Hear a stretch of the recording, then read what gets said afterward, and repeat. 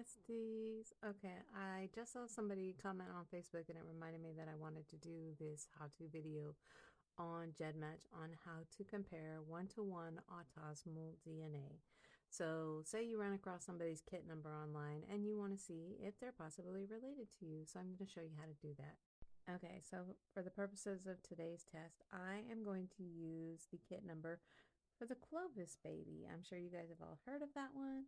I thought that one might be a fun one to use, and maybe you can use that to test against yourself. So let's go to our favorite site, GEDmatch.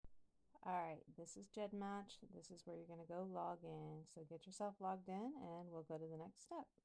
So now when you get to this free tools section over here on the side, you're going to click that one-to-one autosomal.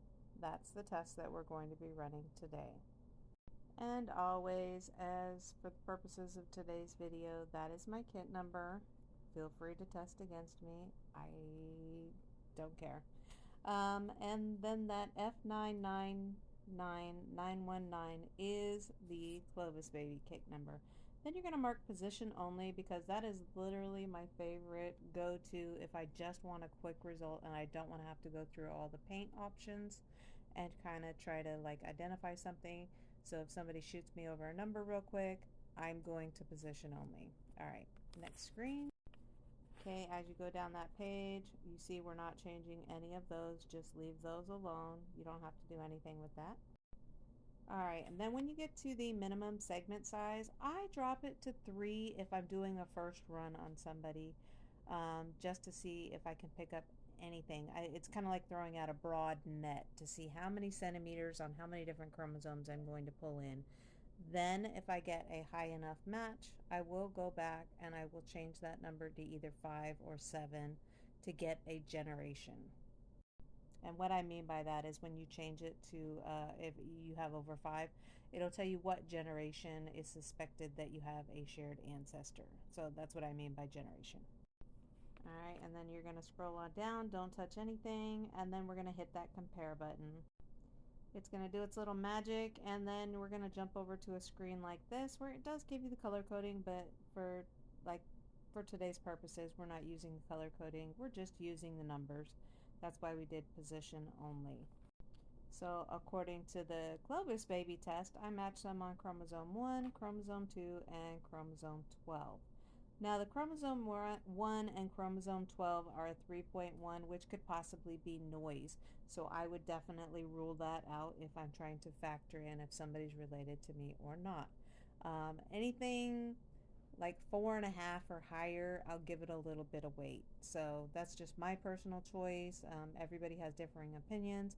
And then sometimes also the amount of shared segments for the total half match. If it's a significant amount on multiple chromosomes, then more than likely I'm probably related to that individual. But for today's purposes, I am related to the Clovis baby way back when. Now, like I said, there's no wrong or right way to run these tests. This is just how I personally do it. So like I said, if somebody just gives me a kit number out of the blue, I see one on Facebook, or I see that they might be in our family line, then I will quickly run that at a 3 centimeter and see what comes up. If something does come up, then I will go back and I will change that to either 5 or 7 and then kind of narrow that down a little bit cleaner. And then if I want to take it a step further, I will not do position only. I will jump over into paint and I will compare chromosome by chromosome, the coloring. So if like I'm trying to decipher if maybe they match me on my African American, or if they match me on my Native, or if they match me on my Ashkenazi. I'm trying to identify a specific thing. That's what paint is great for. So hopefully this helps you run your tests against other people. But yeah, the only number I ever change is that centimeters. I can do another more in-depth way of testing later, but for the basics, that's all you really need to know to figure out if somebody's related to you or not. So hopefully that helps. And that's my GED Match tutorial for today. Bye.